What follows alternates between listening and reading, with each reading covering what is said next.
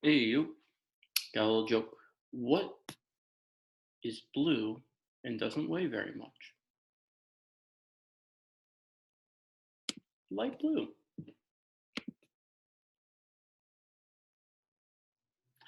All right, let's jump into some reading, shall we? Today we are going to work on author's purpose, which is the main reason why an author would write a story to begin with.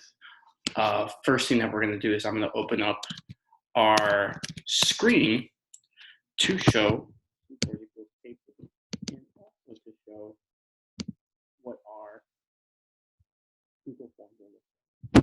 So first, let's fill out some notes, shall we? You'll click on the video, which will be the video you're watching right now, but we're going to talk about author's purpose.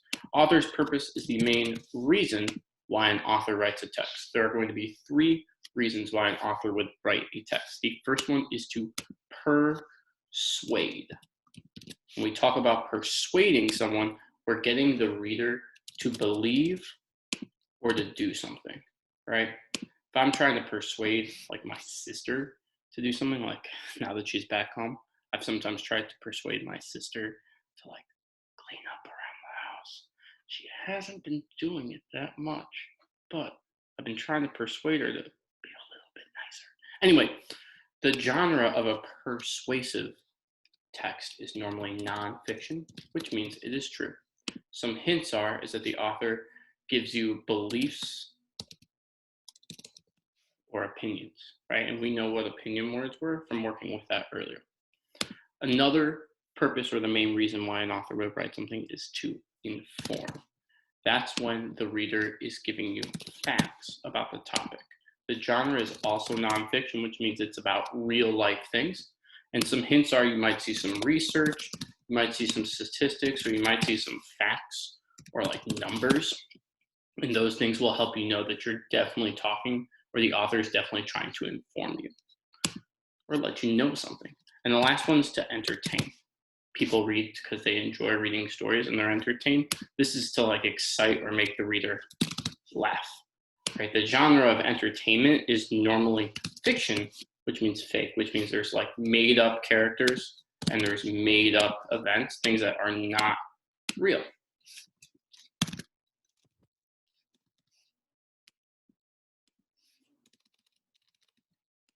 Here's how we, as really smart readers, find the author's opinion. First, find the topic. Always something that we do when we read the text, no matter what. Next thing we do is we find sort of like the genre, and we also find the gist, or we write the gist. And then you look out for any words that tell you about the author's purpose. Three main reasons that you're going to enter in here on your Google form of why an author writes a text is one, to persuade, to get you to do something.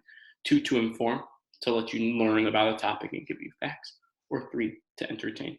So I'm going to push right here, persuade, inform, entertain, because it tells me to pick three answers.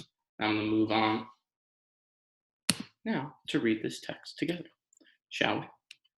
So I'm going to read this aloud, looking here just at our Google form. This text is about junk food. My favorite junk food is cookies. Some people like candy. Some people like chips. I'm personally a cookies person. My mom's chocolate chip cookies, very delicious. All right, let's read, shall we?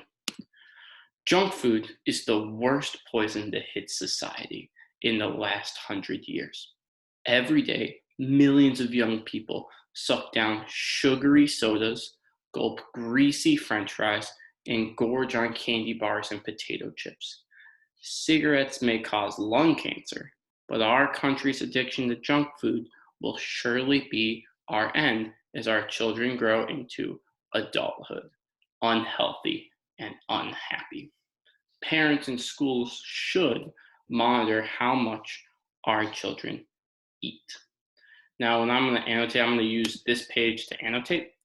When I annotate, the first thing I'm going to do, just like we have up here for finding the author's purpose, is I'm going to find the topic. One thing that helped me out was the title being about junk food. And the next thing I know is that every single time that we're like, every single sentence is about junk food. Make sure that I box a couple of places where I see junk food. Well, different types of junk food. They're talking about candy bars. They're talking about junk food right here. Keeps trying to make it boxes. These purple outlines. All right. Now I think I'm ready to underline like some important sentences that the author has about junk food.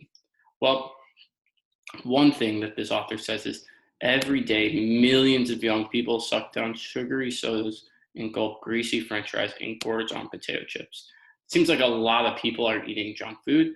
And the next like pretty important thing is that they're saying is like the author says this is the worst poison to hit society in hundreds of years. I can tell just from that sentence how the author feels or the author's opinion about junk food. I'm going to circle that up. Worst poison, the worst. And they also say this word should here, which is an opinion word that we've talked about before, that they should be monitoring how much our junk food eats. So now I think I'm ready to write the gist. Junk food is, I'm going to write this in, the author doesn't think it's healthy, it's unhealthy, and parents should like monitor maybe or watch how much junk food is eaten, right? This author thinks that you shouldn't just let kids or anyone eat as much junk food as they want. A little unhealthy. But, excuse me, but here we see that schools and parents should be watching out how much junk food kids are eating. All right, let's fill in the gist or the topic, shall we? You'll fill this in on your Google form afterwards, but let's fill this in together. Topic, we've already boxed it, it's junk food. Now I'm gonna ask myself, are we talking, is this text fiction or nonfiction? I see that this text is nonfiction, it's about real things. Junk food is real. The people that are talking about in this text is real. Why is the author writing this? Well, I see some opinion words here. I've already found the topic. I've already written a gist, and I know it's not entertained. The author, it's a nonfiction text, so the author is either trying to inform me about junk food or trying to persuade me to believe or do something about junk food. These two words right here, worst and should, give me the author's opinion, and it seems like they want schools and parents to do something to get kids to stop eating junk food. So they're persuading or trying to convince people that junk food is bad. So now I know that my answer, the reason why the author is writing this text is to persuade. Now I'm going to pick the statement down here that best explains why.